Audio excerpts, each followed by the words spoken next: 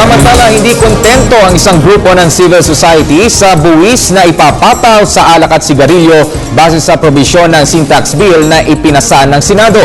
Ayon sa grupo, tila nagkakaroon ng sabwatan sa pag-aproba ng bill. Alamin natin ito mula kay George Bandola.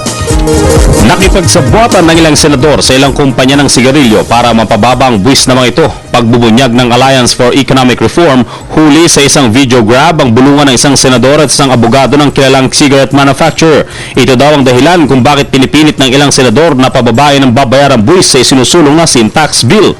It strengthens the Article 5.3 of the FCTC, which prohibits public officials from interacting with the tobacco industry because, especially in discussions of public policies, public health policies, that the industry have vested interests. So, Giit naman ito, initial victory na ang kanilang natanggap matapos na maaprubahan ng Senate version ng sin taxation. Kabilang dito, mas mataas na buwis para sa mga alcohol products at sigarilyo at paglalaan ng mas malaking pondo para sa Universal Healthcare Program.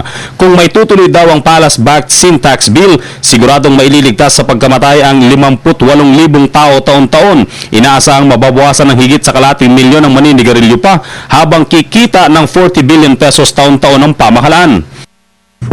And this is the message we want to convey to the public. We should, as a nation, rally behind the senators and congressmen who are fighting for a better life for our countrymen. We've achieved the revenue target of 40 billion. That's why battle, and that's the health battle, and that's a battle to save lives of an additional 15,000 people.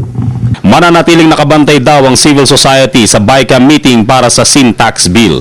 Para sa Telebisyon ng Bayan, George Bandola.